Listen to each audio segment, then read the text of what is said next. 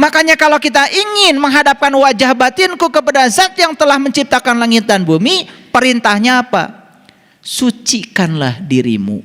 Sucikanlah dirimu pagi dan petang. Nah ini harus dibahas nih, pagi dan petang. Makanya di ayat ini dikatakan litu'minu billahi wa rasulihi, supaya kamu sekalian beriman kepada Allah dan Rasulnya. Masih ingat tadi? Setiap hembusan jiwa ke dalam tubuh disertai dengan Allah dan Rasulnya.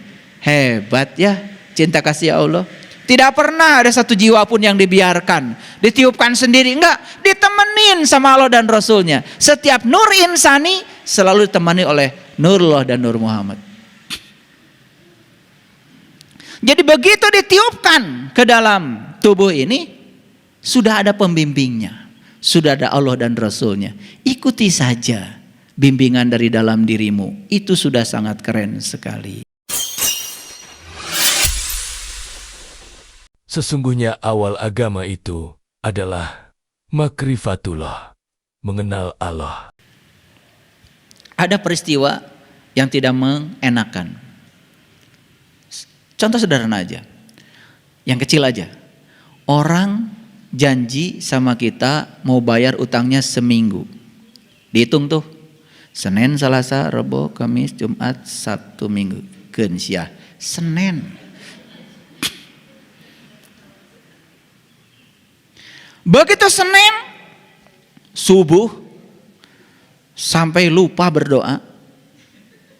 Subuh sampai lupa berterima kasih kalau hari itu dia masih bernafas. Subuh sampai lupa berterima kasih kalau dia bisa melihat. Subuh sampai lupa berterima kasih kalau dia sehat. Subuh sampai lupa berterima kasih kalau dia masih hidup. Karena dari kemarin bahkan seminggu yang lalu di pikiran teh Senin. Tibalah waktunya Senin, kemudian telepon. Begitu ditelepon, duh punten nyungkeun sarantos. Dacan aya anu tiasa dibayar. Marah. Nah, marah itu karena kita gagal memahami orang. Coba pahami. Saya yakin orang itu kalau sudah punya uang akan mengembalikan. Saya doakan semoga dia berkelimpahan rezeki, bisa bayar utang pada saya, dan kemudian dia juga punya tabungan.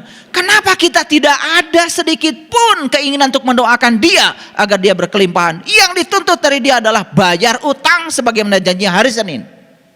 Kotor jiwamu. Kalau saya bicara begini, ternyata di dunia ini kotor kabeh.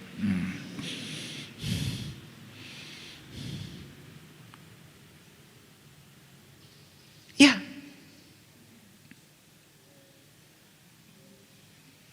Banyak sekali yang berurusan dengan saya soal perkara yang begini. Ya sudah. Saya cuma bisa mendoakan semoga mereka itu diberi berkelimpahan rezeki sehingga bisa menyelesaikan seluruh urusannya. Atau yang paling gampang adalah sudah, itu berarti bukan rezeki saya. Gampang. Selesai daripada mikirin. Karena apa? Kemana pikiran diarahkan, ke situ energi mengalir. Kalau kita mengarahkan pikiran kita pada uang yang dipinjam, berarti uang kita ngansak itu-gitu. Arahkan pikiran pada rezeki yang akan datang lebih banyak lagi dari Allah. Anggap itu tabungan. Ini adalah teknik mengolah pola pikir. Jadi sebetulnya kesucian diri seseorang bisa dilihat dari cara dia berpikir, pola pikirnya. Kenapa? Semua ketidakbahagiaan dia berawal dari pola pikir yang salah, pola pikir yang tercela. Makanya siapapun yang sudah punya pola pikir yang cerdas, yang keren, bahagia setiap saat. Jadi ciri orang yang suci itu kan bahagia, beruntung. Ayo kita ulangi lagi. Karena ayat ini sering dibaca di banyak pelatihan, tetapi belum dibedah secara mendalam seperti ini. Qad aflaha man zakkaha. Beruntung mereka yang menyucikan jiwanya. Karena jiwa yang suci berpengaruh pada pola pikir yang cerdas, pola pikir yang benar. Dan orang yang pola pikirnya benar tidak akan pernah tidak bahagia setiap saat. Jadi Bagaimana kalau saya hari ini belum bahagia? Kotor. Jadi indikator yang lebih keren lagi, cara mengukur kesucian jiwa. Kita selalu bahagia setiap saat, apapun yang terjadi. Sucilah jiwamu, beruntunglah hidupmu. Maka orang yang semacam itu wajahnya selalu bersinar, menyenangkan. Senyumnya penuh persahabatan. Orang yang kotor jiwanya, matanya saja penuh dengan curiga. Assalamualaikum, can dibuka pintu teh. Saha ieu teh? Allah buah-buah rek nginjem duit. Jadi kecurigaan itu berawal dari mana? Itu dari kebencian. Kebencian berasal dari apa? Dari kotornya jiwa kita. Belum datang orang ke rumah kita, pintu belum dibuka, kita sudah curiga. Kalau dia mau pinjam uang, apa enggak kotor itu?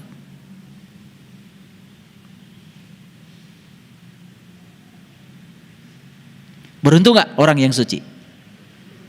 Sudah merasakan untungnya jiwa suci?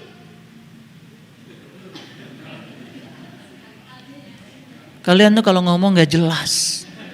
Ditanya sama saya, beruntung gak kalau jiwa suci? Beruntung. Tar dulu, ada pertanyaan lanjutannya. Sudahkah merasakan untungnya ketika jiwamu suci? Pernah? Berapa sering? Coba dihitung frekuensi dalam sehari. Berapa banyak sucinya, berapa banyak kotornya. Kalau dilihat dari wajahnya nih, saya ragu. Maaf ya, ini harus dibuka, harus terus terang ini. Karena kalau nggak terus terang nggak ngerti-ngerti. Dikiranya kalau kalian pakainya udah rapi kayak gini syar'i suci, no. Nih yang kayak gini nih, yang sebelah kiri ini, yang pakaiannya putih-putih semua emangnya suci? Ntar dulu. Jadi kalau di Quran itu bahasanya singkat, qad aflaha man zakkaha. Suci apa? Berbahagialah orang yang suci jiwanya. Kan kalian harusnya nangkap, oh yang suci jiwanya itu bahagia. Tanya diri kita, saya bahagia enggak? Oh kalau saya enggak bahagia, berarti saya kotor, gitu aja. Cuman kita sering tidak jujur dan jelimet. Mencari pembenaran untuk membenarkan diri.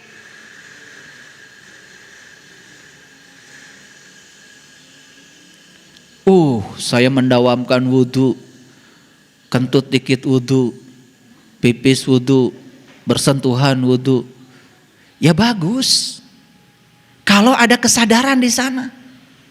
Kalau wudhunya itu ada kesadaran.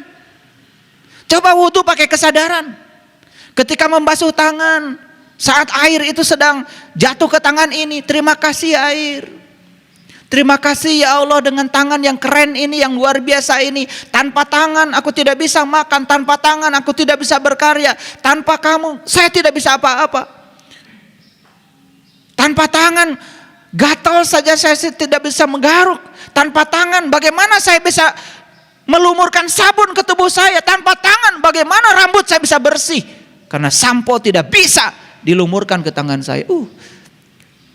Pernah begitu? Kalau wudhu model kayak gitu, ada sugesti, ada afirmasi menimbulkan kesadaran. Saya akan 5 kali kalian wudhu, keren. Kalau wudhu cepat. Ketika membasuh mulutmu, ya Allah, jangan satu kata pun keluar dari mulut ini yang membuat orang tersinggung dengan kata-kataku. Jangan pernah ada orang yang terluka. Jangan pernah ada orang yang berkurang kebahagiaannya karena kata-kataku. Cuci itu dengan afirmasi, cuci dengan sugesti, bukan sekedar air masuk. Bukan urusan pahala di akhirat. Ayeuna beresan. Ketika masukkan air ke hidung sampai terasa di sini, masuk ke sini. Secara medis itu bisa menimbulkan kesehatan yang luar biasa, bebas dari sinusitis. Tetapi saat masukkan air ke hidung, ya Allah, Masukkanlah bau surga ke dalam hidungku. Itu doanya Rasulullah. Afirmasi, sugesti diri kita. Keren. Ketika membasuh kepala, bukan hanya air, set. Di Quran tidak ada basuh kepala, di Quran tidak ada mengusap kepala. Di Quran yang ada wamsahu biru'usikum. Sapu kepalamu. Sapu kepalamu. Itu perintah Quran. Apa yang kalian lakukan selama ini? Ngambil air, set. Surga. Tar dulu. Sapu kepalamu. Saya kasih tahu. Kalau sapu berarti pakai apa? Pakai sapu. Kalau nyapu cari yang bersih, cari yang kotor. Jawab dong. Cari yang bersih atau yang kotor? Nyapu itu selalu cari yang kotor. Karena yang kotor disingkirkan, bersih. Alam semesta ini naturalnya bersih. Buang semua yang kotor, sisanya bersih. Kalau kalian nyapu cari yang bersih, udah salah. Makanya sapu kepalamu. Simboliknya ya disapu begini. Tetapi hakikatnya buang cara berpikirmu yang salah.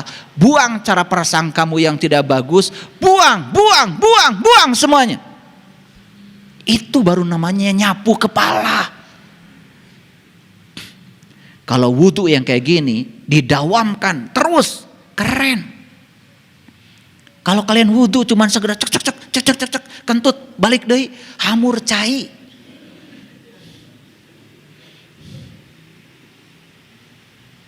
Ngerti maksud saya? Ini persoalan besar ini. Karena apa? Kita selama ini menggunakan ukuran yang salah untuk mengukur kesucian kita. Kesucian kita diukur dari ukuran-ukuran yang salah. Mari kita buktikan. Orang suci itu bahagia. Kalau kita belum bahagia hari ini, gak suci. Gitu aja kok. Dan kita urut. Kenapa saya tidak bahagia? Oh ternyata karena saya masih rakus dan tamak terhadap apa yang saya ingin. Tidak pernah selesai, tidak pernah puas. Itu sumber penderitaanmu. Itu yang membuat kamu mencapai ketidakbahagiaan. Lalu sekarang kita buktikan, maka rugilah orang yang mengotori jiwanya. Ayo kita buktikan, ketika kita kotor jiwanya. Jiwa yang kotor menghasilkan pikiran yang kotor. Pikiran yang tercela selalu menimbulkan penderitaan. Mari kita buktikan. Orang tadi datang, padahal mau ngasih proyek. Assalamualaikum. Sebentar nih. Assalamualaikum. Kayak saya. Bukan dijawab Waalaikumsalam. Karena punya pengalaman kalau dia pernah pinjam uang. Dia lagi. Padahal hari ini dia mengasih proyek besar. Tapi karena sudah kotor jiwanya, kotor pikirannya, kemudian ngaharewos. Wartoskeun Bapak nuju kulem. Padahal eta si eta bieu hudang kene. Lepas. Rugi enggak? Rugi. Padahal siapa tahu dia datang ke rumah kita mau ngajak kita makan enak. Tetapi karena sudah kotor jiwa kita. Bahkan ketika kita kotor pikirannya, kotor jiwanya, apa yang terjadi? Orang mau berbuat baik saja kepada kita disangka berbuat buruk. Apalagi berbuat buruk. Rugi enggak? Terasa gak ruginya sekarang? Terasa gak ruginya? Jadi baca Quran tuh begitu. Bukan satu hari satu juz, kebanyakan. 2 ayat aja ini. Beruntung orang yang mencucikan jiwanya. Tanya dirimu, apa untungnya? Buktikan dalam dirimu, praktekan. Apa sih jiwa yang suci itu apa? Oh sekarang saya sudah dapat pengajian. Ternyata cara mengukur jiwa saya suci. Apakah pikiran saya tercela atau tidak?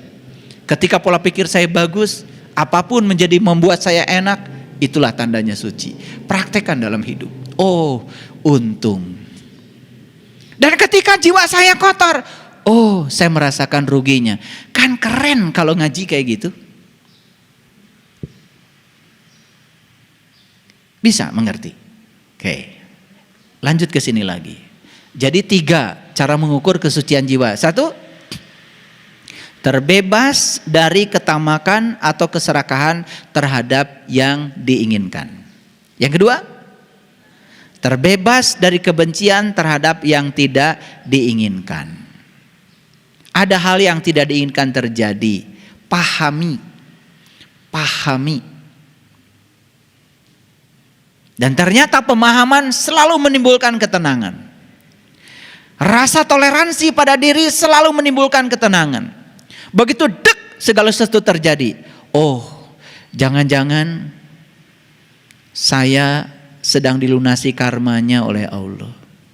Terima kasih semesta. Sudah, saya terima saja seutuhnya, biar saya bisa melunasi utang karma saya. Saya tidak mau menciptakan utang baru. Saya juga tidak mau gagal melunasi utang lama. Selesai.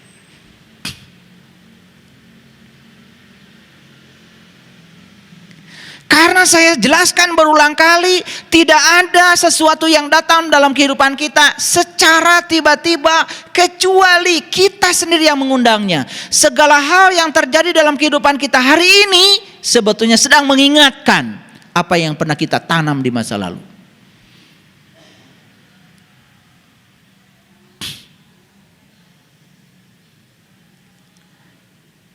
Yang ketiga, untuk mengukur apakah jiwa kita suci atau tidak, perhatikan saya. Apakah kita sudah terbebas dari kegelapan batin? Yuk, perhatikan saya. Gimana indikator kegelapan batin?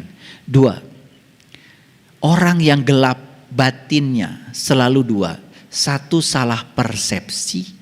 2, salah proyeksi.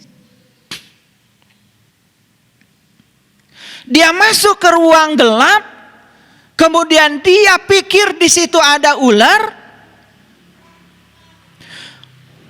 Karena gelap, tidak kelihatan, tidak jelas, dia lari terpontang-panting sampai dia jatuh, sampai patah kakinya. Pertanyaan saya, siapa yang membuat dia itu jatuh dan patah kakinya? Apakah ular yang ada di gudang yang gelap tadi, atau rasa takut dia terhadap ular yang menyebabkan dia jatuh? Yang mana? Rasa takut terhadap ular, siapa penciptanya? Kenapa dia takut pada ular padahal ularnya juga belum tentu ada? Karena ruangnya gelap. Paham?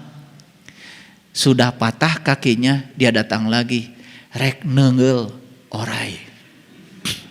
Bawa panunggul yang besar, jetrek, lampu dinyalakan. Dia baru sadar, oh ternyata tambang. Jadi semua orang yang dalam kehidupan ini gampang menilai, gampang menghukum, gampang berpersepsi, gampang berproyeksi. Padahal dia sendiri tidak belajar. Orang belajar agama dalam, dinilai sama dia karena berbeda. Wah itu gak bagus, wah itu menyimpang. Itulah kegelapan batin.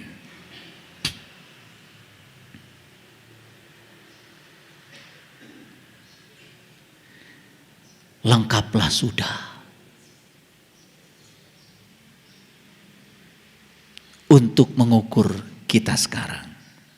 Apakah jiwa saya suci atau kotor? Yuk kita ulang lagi. 1, apakah kita masih serakah kepada yang kita ingin? Yes or no? Kadang-kadang. Berarti masih kotor. Kadang-kadang tuh kotor. Apakah saat ini saya sudah terbebas terhadap kebencian pada yang tidak diinginkan? Apapun yang terjadi sudah tidak mengganggu saya. Yes or no? Kadang-kadang. Yang ketiga, apakah saya masih berpersepsi salah? Apakah saya masih melakukan proyeksi dan interpretasi yang salah terhadap segala peristiwa? Tiga ini kalian pakai untuk mengukur, ini keren sekali. Di situ kita akan sadar, oh ternyata ritual yang saya lakukan selama ini ternyata tidak membangun apa-apa terhadap kesucian jiwa saya. Buktinya saya masih seperti ini. Nah, kalau sulit untuk menerapkan yang tiga ini, ada satu instrumen yang sangat keren. Ini dengan akurasi yang sangat luar biasa. Tanya diri kita, apakah saya bahagia atau tidak? Kalau bahagia, yes, berarti jiwanya sudah suci. Kalau masih uring-uringan, gampang mengeluh, gampang marah, konflik dengan banyak orang, Anda masih kotor jiwanya. Gak peduli tahajud jam berapa rakaat, gak penting bagi saya. Apakah tahajud tidak berkontribusi membuat jiwa yang suci? Yes, kalau sadar. Sekali lagi, kalau sadar. Kalau kalian tahajud, bahkan ketika ada masalah, saya yakinkan pada kalian tambah banyak masalahnya. Kata Allah, kalau kamu dikurangi masalahnya, nanti kamu berhenti tahajud. Karena kamu tahajud berbasis masalah, maka aku akan berikan masalah lebih banyak lagi.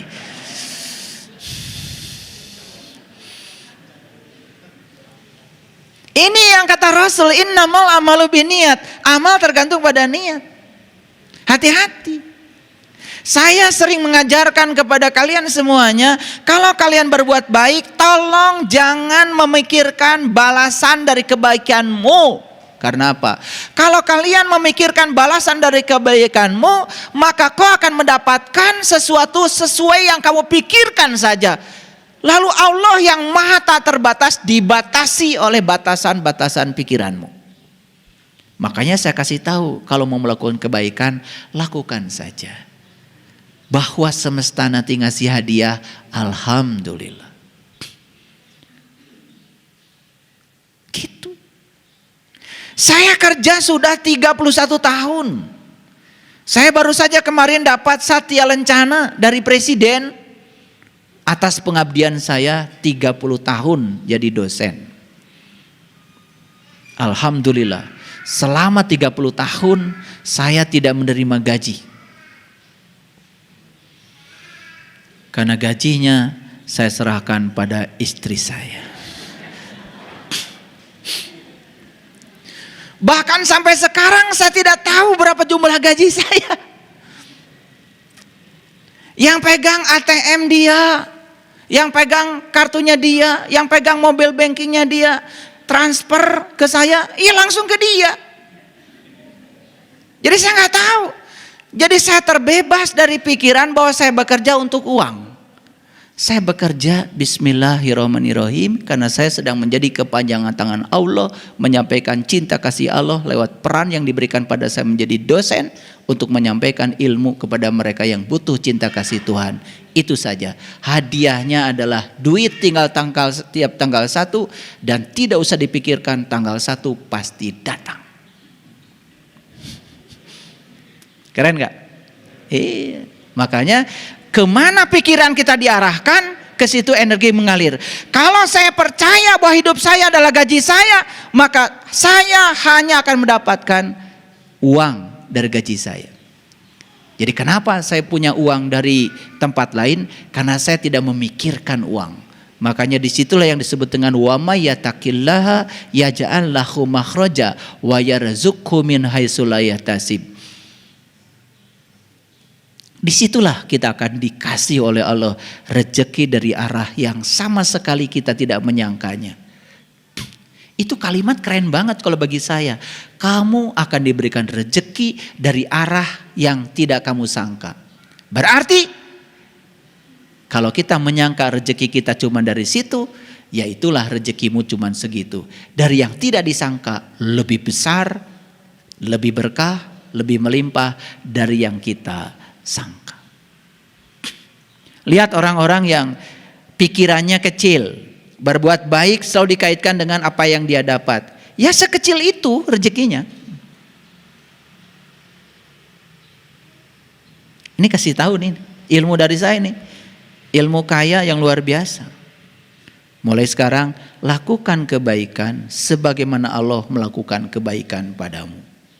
Tanpa ada harapan, tanpa keinginan. Wa ahsin kama ahsanallahu ilaika.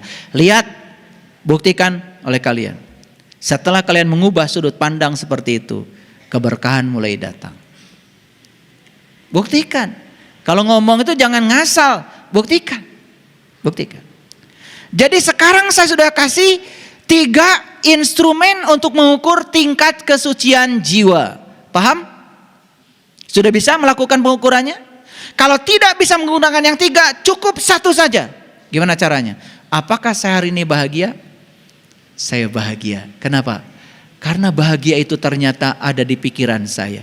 Karena pola pikir saya sudah bagus, apapun yang terjadi di luar, tidak ada benar salah bagi saya. Tidak ada baik buruk bagi saya. Semua yang terjadi saya yakin itu adalah kebenaran. Karena tidak ada satu peristiwa pun di belakangnya tanpa kehadiran Sang Maha Keberadaan. Keren. Sudah enak jadinya. Nah, sekarang saya kasih tahu. Kalau yang tadi itu baru tahu. Kalau saya ini bersih atau kotor. Suci atau kotor. Itu. Sekarang kita lanjutkan. Nah, lanjutannya adalah bagaimana cara menyucikan jiwa. Bagaimana cara mencapai kesucian? Ini ada hubungan satu-satu. Perhatikan saya. Tadi indikator kotor bersihnya jiwa adalah pola pikir kan? Pola pikir yang dibangun oleh jiwa kan? Jiwa yang terkoneksi dengan Sang Maha Jiwa. Terkoneksi atau tidak? Nah, sekarang untuk melihat, untuk melatih, apakah saya hari ini masih memiliki ketamakan dan keserakahan pada yang saya ingin?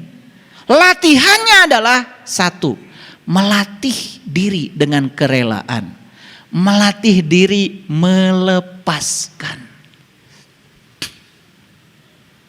2 yang harus dilepaskan, 1 materi, 2 imateri.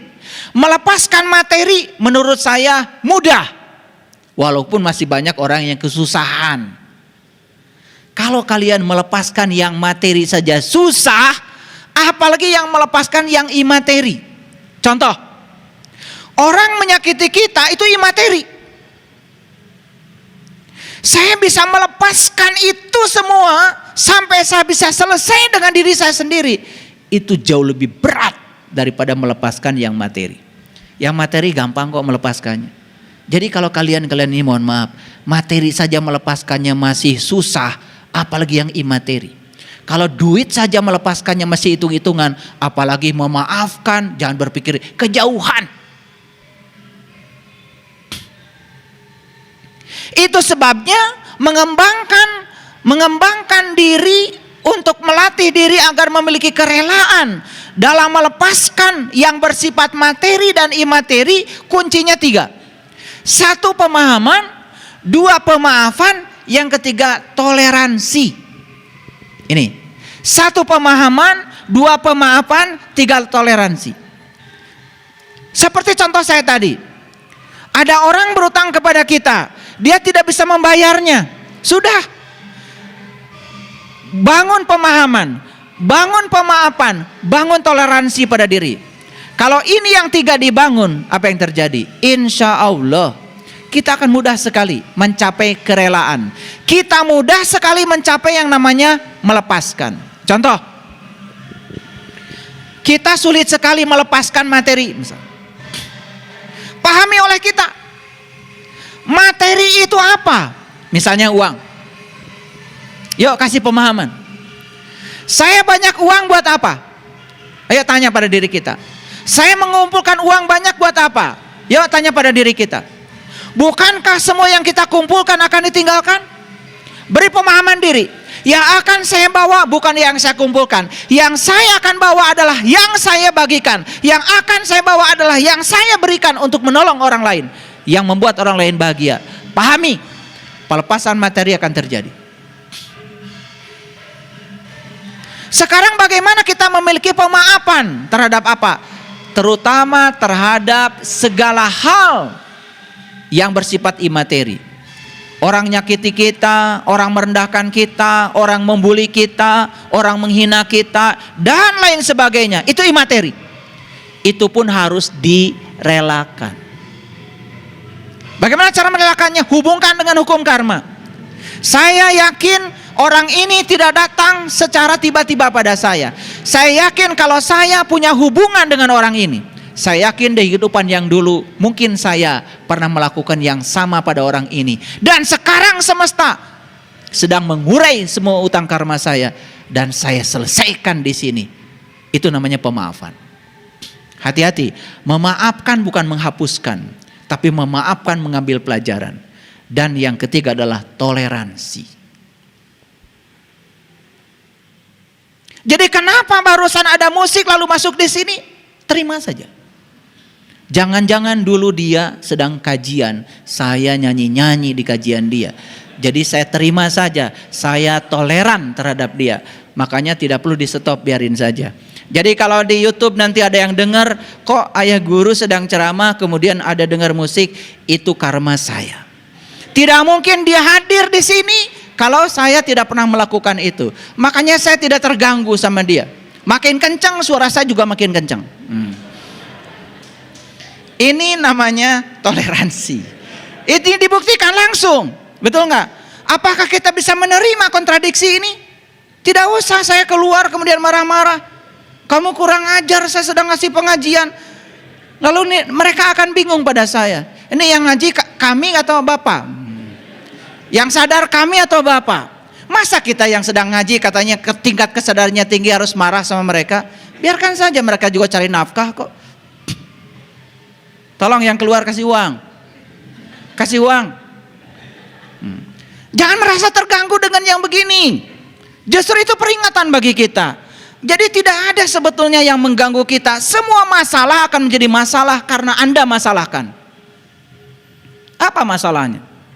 Jadi kalau orang merasa terganggu nih nanti yang dengar rekaman saya, kotor. Ini ujian karena ini ceramahnya apakah jiwa Anda suci atau kotor? Langsung ada ujiannya. Apa enggak keren semesta itu? Luar biasa, kontan. Ya. Jadi ini kami sedang latihan, melatih diri dengan kerelaan. Yuk kita relakan. Jadi kalau tadi sempat Anda marah karena ada musik itu, kotor Anda. Saya aja yang ceramah nggak marah. Ini adalah praktek langsung dalam kehidupan. Yang kedua, untuk membebaskan diri dari kebencian terhadap yang kita tidak ingin, latihannya apa? Melatih diri untuk mengembangkan cinta. Wah, ini yang paling susah. Bagaimana cara mengembangkan cinta? Harus ada instrumennya, harus ada medianya. Satu-satunya media yang keren untuk mengembangkan cinta adalah hadirnya orang-orang yang tidak punya cinta. Jangan mimpi kalian belajar cinta dari orang yang penuh cinta, keliru.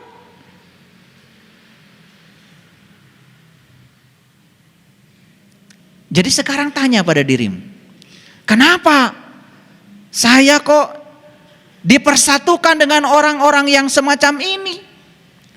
Keras kepala, kalau ngomong menyakitkan, kalau ngomong selalu menusuk-nusuk, merendahkan, menghina, bla bla bla dan lain sebagainya. Sekarang kau lihat, itu sarana semesta untuk mengembangkan cintamu. Kau lari dari mereka, gagal kalian mengembangkan cinta. Apa yang kalian lakukan selama ini? Hanya berteman dengan orang-orang yang baik padamu. Hanya berteman dengan orang-orang yang simpati padamu. Hanya berteman dengan orang-orang yang menyanjung-nyanjungmu. Itu gagal belajar mengembangkan cinta. Keren gak kehadiran mereka itu? Keren apa tidak? Sejak kapan bilang kalian keren? Sejak sekarang. Kemarin-kemarin boro-boro keren. Bawaannya manyun aja. Baru tahu hari ini, ternyata ya Allah, terima kasih telah Engkau hadirkan orang-orang yang luar biasa dalam kehidupanku. Ternyata ini adalah guru-guru yang sangat keren untuk mengembangkan cintaku. Lihat, sehari-hari kita berinteraksi. Saya sedang menyelesaikan urusan tanah BSI di Jelekong, berinteraksi dengan si A, si B, si C, si D. Saya pandang mereka semua adalah guru-guru saya yang keren-keren.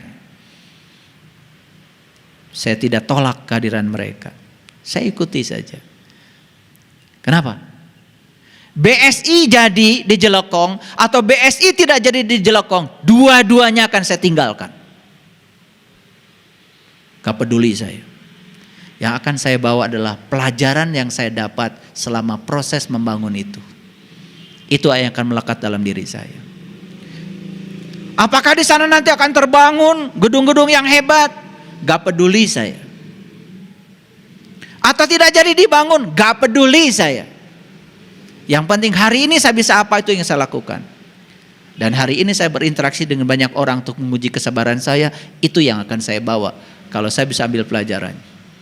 Makanya Anda bertanya sama saya, apakah Kampung Panisan BSI itu akan terbentuk berapa lama lagi? Pertanyaan yang tidak pernah saya jawab. Gak penting. Yang penting adalah apa yang bisa saya lakukan hari ini, saya lakukan. Saya berinteraksi dengan siapa saya hari ini, saya sabar. Saya layani semuanya. Itu yang akan saya bawa, itu yang akan mendewasakan saya. Bukan hasilnya. Jadi dibangun, gak jadi dibangun, dua-duanya akan saya tinggalkan. Yang enak dan yang gak enak, dua-duanya saya tinggalkan. Orang baik dan yang tidak baik, dua-duanya saya tinggalkan. Rumah saya bagus atau rumah saya tidak bagus, dua-duanya saya tinggalkan. Rumah kontrakan atau bukan kontrakan, dua-duanya ditinggalkan. Kata anak muda, so what? Gitu loh.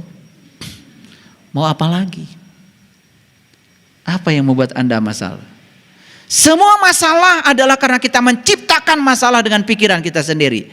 Jadi sekarang kalian tahu rumusnya. Semua masalah berawal dari jiwa yang kotor. Jadi kalau orang sudah jiwanya bersih, gak ada masalah.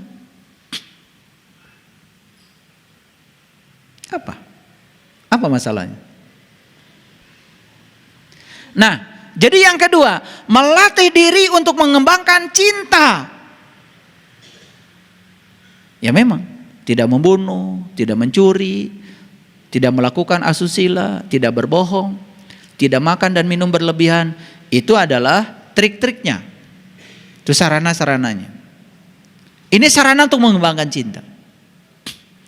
Yang ketiga, bagaimana cara kita membebaskan diri dari kegelapan batin? Cara mencapainya dengan cara melatih diri menghubungkan jiwa dengan Sang Maha Jiwa. Disitulah pentingnya kita meniti ke dalam diri. Disitulah kita pentingnya mengakses Sang Matahari Rohani. Agar jiwa kita yang gelap, batin kita yang gelap, menjadi terang benderang. Saya yakinkan para sahabat, siapapun yang tekun untuk meniti ke dalam diri, untuk mengakses nur ala nur dalam diri, maka saya pastikan tidak akan mengalami kegelapan batin. Makanya di Quran surat Al-Fajr nih, Fajar, berarti Fajar itu apa? Fajar. Ya ayyatuhan nafsul mutmainnah irji'i ila rabbiki radiyatan mardiyah fadkhuli fi ibadi wadkhuli jannati. Wahai jiwa yang tenang. Siapa jiwa yang tenang? Jiwa yang sudah selesai. Jiwa yang sudah suci, yang sudah selesai dengan dirinya sendiri, yang sudah tidak ada konflik. Bagaimana saya bisa melihat jiwa itu tenang? Lihat, pikirannya sudah selesai nggak dengan dirinya. Kalau pikirannya masih berkonflik, makanya konflik yang terjadi antara Anda dengan orang lain, itu berasal dari mulut Anda. Dan konflik yang terjadi dengan orang lain, itu berasal dari pikiran Anda. Karena mulut tidak bisa berdaya tanpa ada pikiran. Dan sekarang konflik bisa terjadi karena jari-jari Anda. Betul? Iya. Nggak ngomong, tapi bikin WA. Ini jari-jari ini digerakkan siapa? Oleh pikiranmu. Dan jari-jari ini sekedar menampung saja apa yang mengalir dari pikiran kita. Ketika pikiran kita tercela, akan mengalir kata-kata yang tercela. Dan itu menimbulkan huru-hara. Betul? Iya. Makanya Allah bilang, hai jiwa yang tenang, hai jiwa yang suci, hai jiwa yang sudah bahagia, hai jiwa yang sudah beruntung, hai jiwa-jiwa yang sudah selesai dengan dirinya sendiri. Irji'i ila rabbiki radiyatan mardiyah. Masuklah, kembalilah kepada Tuhanmu dalam keadaan ridho dan diridhoi. Fadkhuli fi ibadi, masuklah ke dalam golongan hambaku. Siapa golongan hambanya Allah? Yang menghambakan diri kepada Allah. Yang tersinggungan itu menghambakan diri pada egonya. Yang sakit hatian itu menghambakan diri pada egonya. Yang gampang marah itu menghambakan diri kepada egonya. Siapapun yang menghambakan diri pada Allah sudah memasuki golongan hambaku. Gak seperti itu akhlaknya. Wadkhuli jannati, masuklah ke dalam surgaku. Jadi surga itu semakin jelas. Apa? Surga adalah jiwa yang suci. Surga adalah pikiran yang tidak tercela. Surga adalah pikiran yang tidak ternoda. Surga. Semakin jelas barangnya? Ternyata surga makin jelas ya barangnya. Nah, itu sebabnya ya. Di Quran dikatakan, perhatikan, setiap jiwa tahu apa yang dikerjakannya. Dalam Quran surat Al-Infitor ayat yang kelima, alimat nafsum ma qaddamat wa akharat. Setiap jiwa mengetahui apa yang dikerjakan dan dilalaikannya. Paham? Diulangi lagi dalam Quran surat At-Takwir ayat ke-14. Alimat naf summa ahdarat. Setiap jiwa tahu apa yang dikerjakannya. Jadi yang dikerjakan dan yang dilalaikan oleh kita, kita sendiri yang mencatat semua itu. Kitalah yang paling tahu siapa diri kita sendiri. Nah, oleh karena itu di Quran surat Al-Fat ayat yang ke-9 Allah mengatakan litu'minu billahi wa rasulihi wa tu'azziruhu wa tuwaqqiruhu wa tusabbihuhu bukratan wa asila. Maka kalian suka membaca ini. Inni wajahtu wajhiya lilladzi fataras samawati wal ardh hanifa wa ma ana minal musyrikin.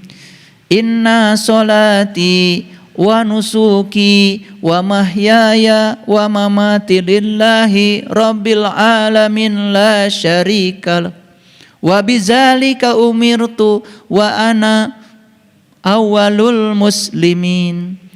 Kan itu dimulai dengan Allahu Akbar kabira walhamdulillahi katsira wa subhanallahi bukratan wa asila. Makanya kalau kita ingin menghadapkan wajah batinku kepada zat yang telah menciptakan langit dan bumi, perintahnya apa? Sucikanlah dirimu. Sucikanlah dirimu pagi dan petang. Nah ini harus dibahas nih pagi dan petang. Makanya di ayat ini dikatakan litu'minu billahi wa rasulihi.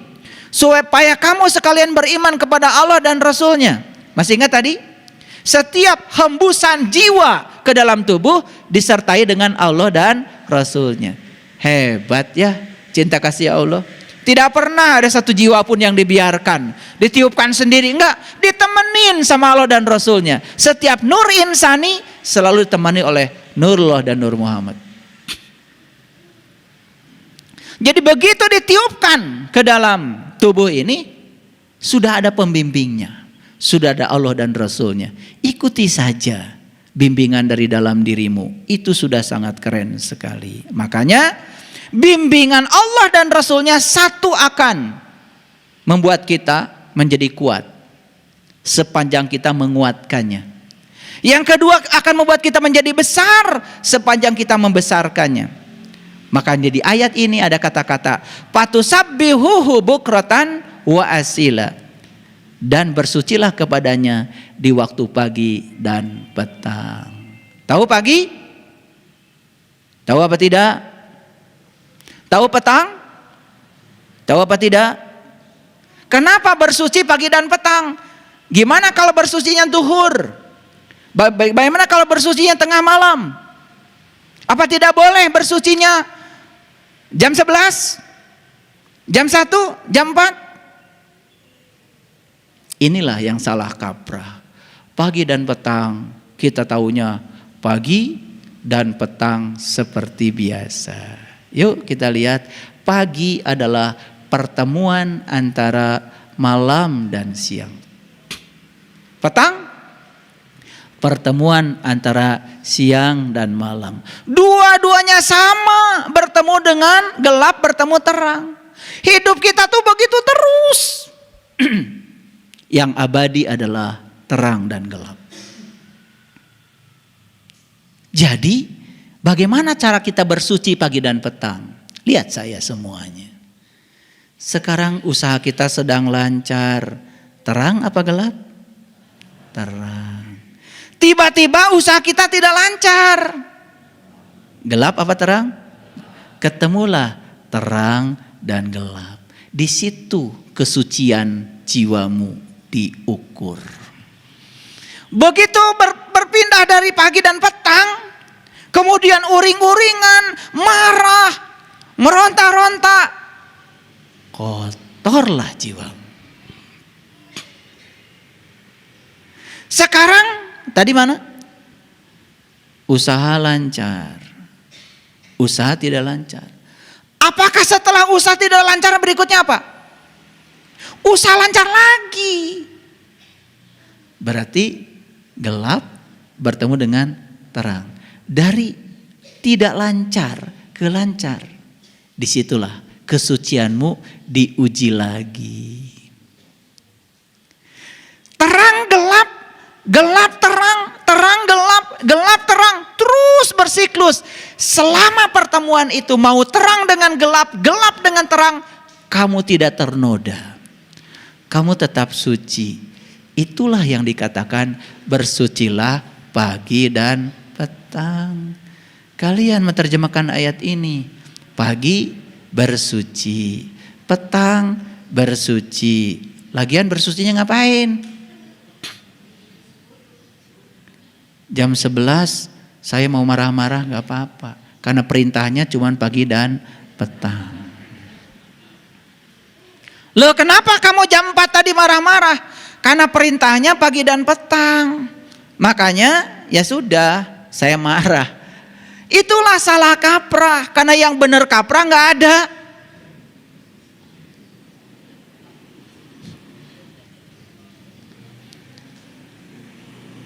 Ini sadar gak? Ketika kalian baca doa iftitah, yang kalian lakukan kan itu. Waktu takbiratul ihram Allahu Akbar, kan diteruskan Allahu Akbar kabira walhamdulillahi katsira wa subhanallahi bukratan wa asila. Sucikan Allah pagi dan petang. Apa Allah perlu disucikan oleh kamu? Bukankah yang perlu disucikan tuh yang kotor? Jadi cara menyucikan Allah itu bukan sekedar baca subhanallah. Cara menyucikan Allah itu artinya sadari olehmu bahwa satu-satunya yang bisa menyucikan dirimu adalah Allah. Oleh karena itu pandang apapun yang terjadi, karena di belakangnya ada Dia. Dapat siang ada Dia, dapat malam ada Dia, dapat siang lagi ada Dia, dapat malam lagi ada Dia. Sudah, karena di belakangnya ada Dia, maka selalu saja kita sadar la ilaha illallah. Aduh, para sahabat, kalau ngaji kita dengan penuh kesadaran itu, ya, apa yang saya omongkan sekarang ini, apa yang saya bicarakan sekarang ini, maaf, bukan pengetahuan pinjaman, bukan apa kata orang, tetapi apa yang saya praktekkan dalam kehidupan sehari-hari supaya percaya. Ya sudah, saya kasih ayat-ayat supaya oh ini toh maksud ayat ini. Kalau nggak pakai ayat kan kadang-kadang nggak ngerti, kadang-kadang nggak percaya. Keren nggak ayat ini? Supaya kamu sekalian beriman pada Allah dan Rasulnya. Gimana cara beriman pada Allah dan Rasulnya? Gak cukup saya iman, gak cukup. Dengarkan bimbingannya. Rasakan kehadirannya setiap saat. Lalu inilah yang akan membuat kita kuat. Ini yang membuat kita besar. Maka bersucilah kepadanya di waktu pagi dan petang. Bukan menyucikan Tuhan. Bagaimana Tuhan yang Maha Suci disucikan oleh kalian? Kan udah ngaku tadi masih kok gak mungkin yang kotor menyucikan yang bersih. Yang mungkin yang bersih menyucikan yang kotor. Jangan bangga kalau habis sholat baca subhanallah 33. Cepat lagi gak disadari.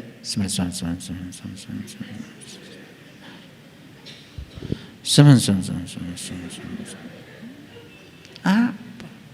Saya bukan anti itu, silakan, tapi sadari. Saya nggak sanggup 33. Saya baca 3 aja saya udah nangis. Kalau dengan kesadaran.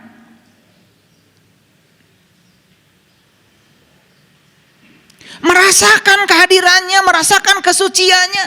Duh, karena kalau segala sesuatu dikembalikan kepada Dia, semuanya jadi suci.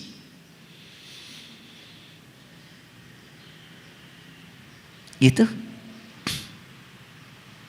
Jadi sekarang kita sudah punya ilmu. Bagaimana kita memahami apakah kita ini suci atau kotor? Gunakan 3 instrumen. 1, apakah saya masih tamak terhadap yang saya ingin? 2, apakah saya masih benci pada yang tidak saya ingin?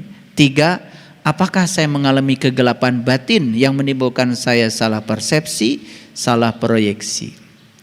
Sudah jujur pada diri, oh ternyata saya masih memiliki kotoran jiwa.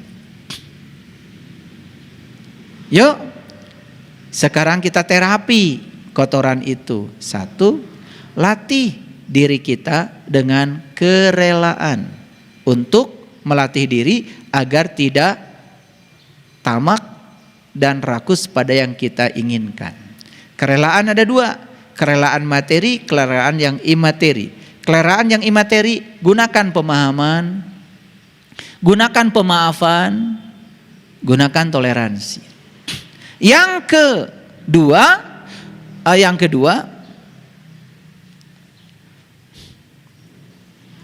untuk membebaskan diri kita dari kebencian kepada yang tidak kita ingin, kembangkan cinta. Terimalah semua orang-orang yang membenci kita, yang tidak menghargai kita, sebagai saran untuk mengembangkan cinta kita. Dan yang ketiga, untuk membebaskan diri kita dari kegelapan batin, sering-seringlah mengakses cahaya di atas cahaya dalam diri. Bagi mereka yang sudah tahu cara untuk meniti ke dalam diri, yuk lakukan terus menerus. Lihatlah bintang di langit terdekatmu, lihat bulan di langit terdekatmu, lihat matahari di langit terdekatmu. Kalau itu terus menyinari jiwamu, maka jiwamu terang benderang. Ketika jiwa terang benderang, jiwa akan mempengaruhi pikiran kita. Pikiran kita menjadi tidak tercela, tidak ternoda. Terima kasih. Assalamualaikum warahmatullahi wabarakatuh.